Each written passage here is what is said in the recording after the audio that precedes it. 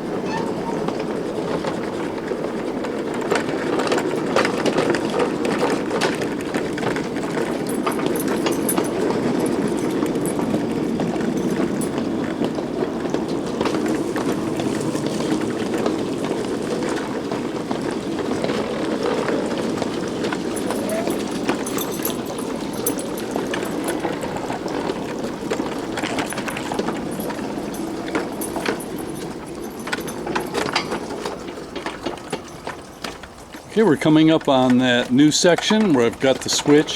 Let's check it out.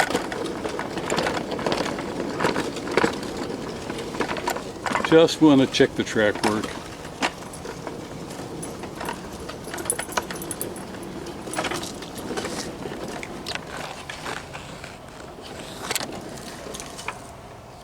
All right, a few stones on the rail.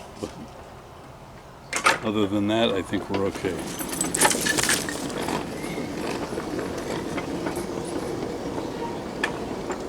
Just wanted to make sure that the gauge and everything was okay before we go any further.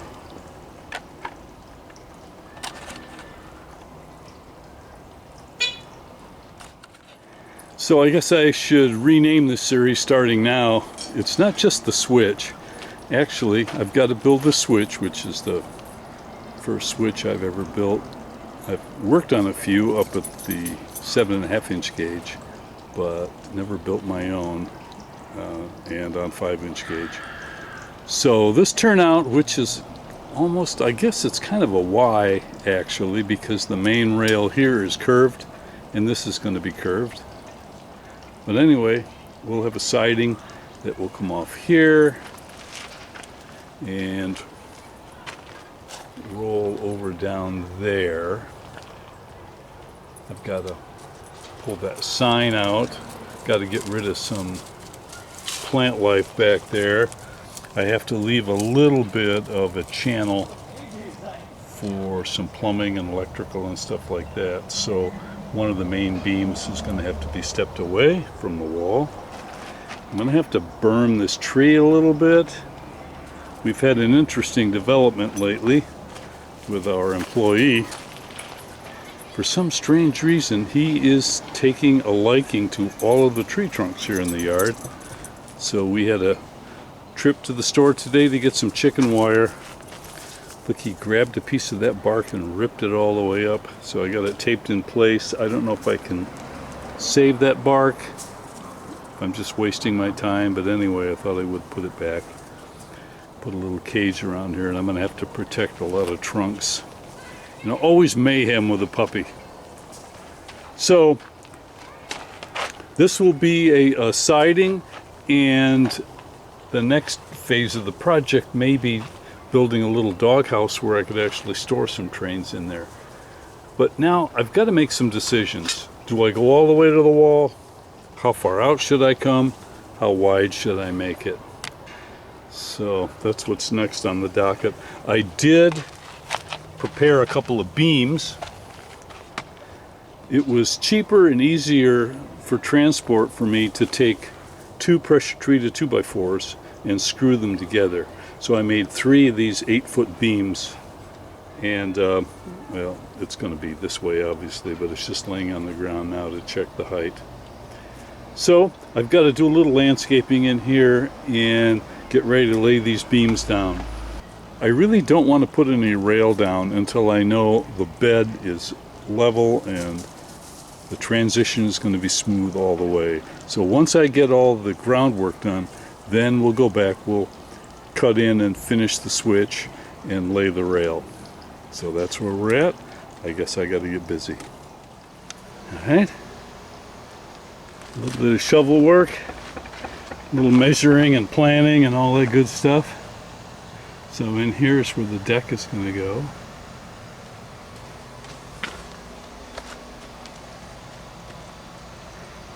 And you can see there how much ballast and mounding took place when I put the railroad in, because I'm down to about the original ground level, not quite down to the footing on the wall, but about the original elevation of the yard. So next I got to run and get some ballast, fire up the train, and then we'll lay some blocks down, and hopefully this elevation is low enough that any standing water will not touch the beams.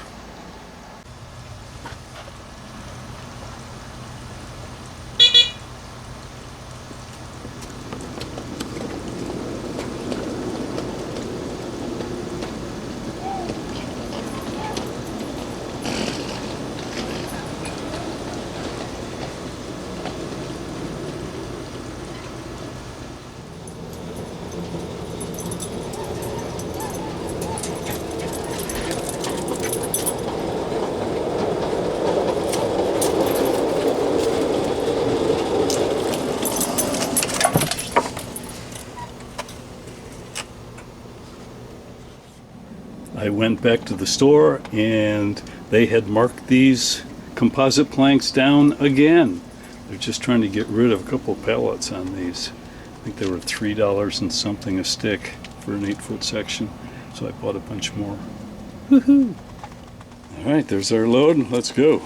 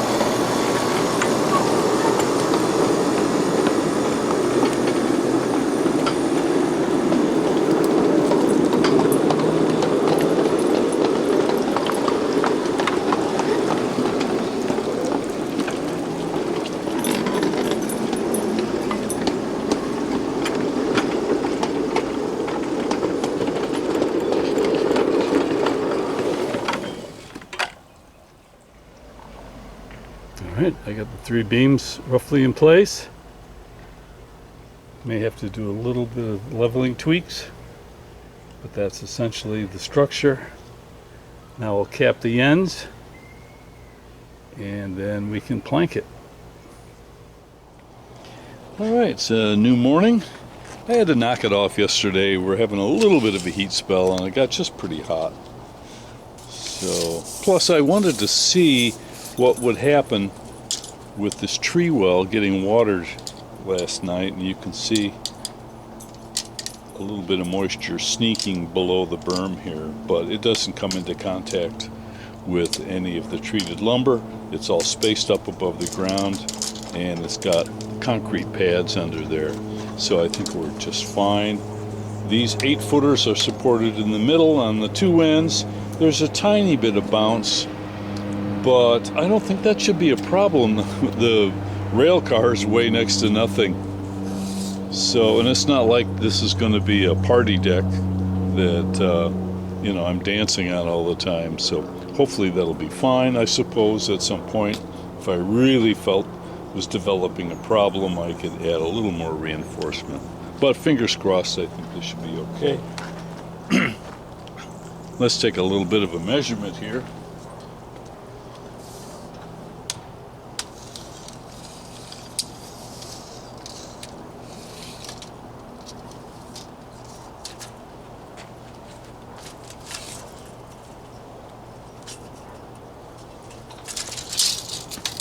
So I'm going to call that 93.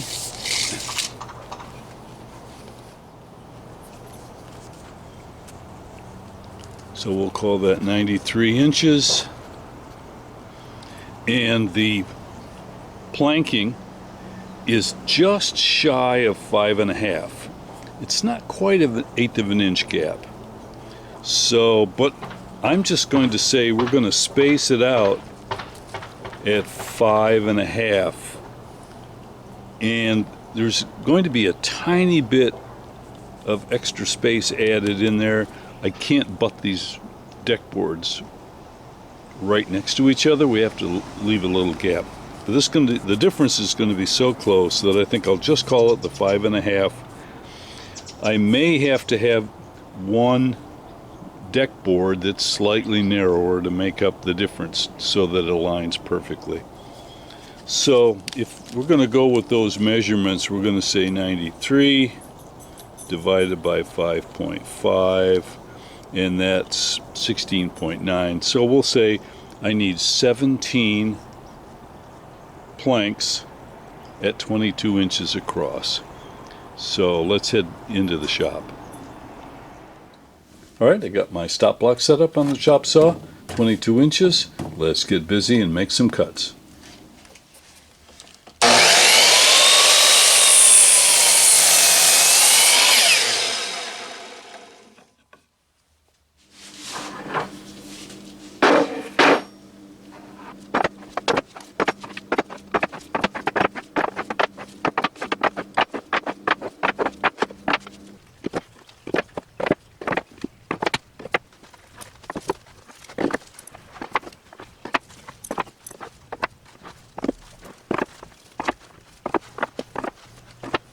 Alright, we're all loaded up. Let's head out.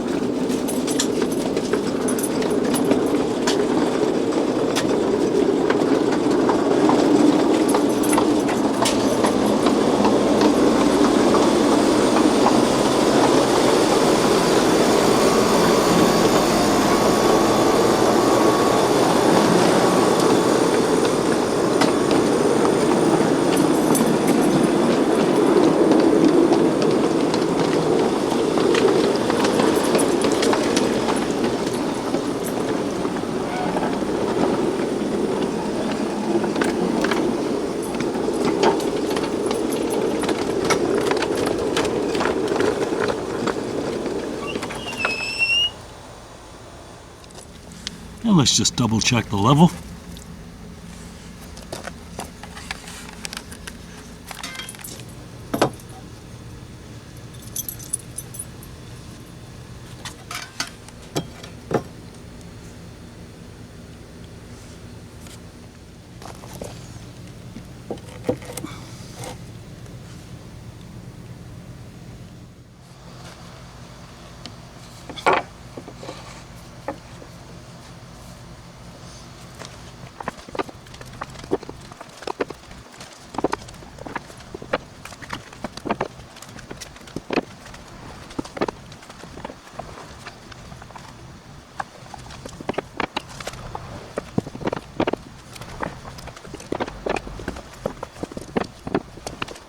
All right, just laid them on there, and they'll have to be spaced out, and I might have to cut a narrow piece. Well, we'll just see. But I'll space them and get them screwed down on the deck. But hey, let's give it a try though.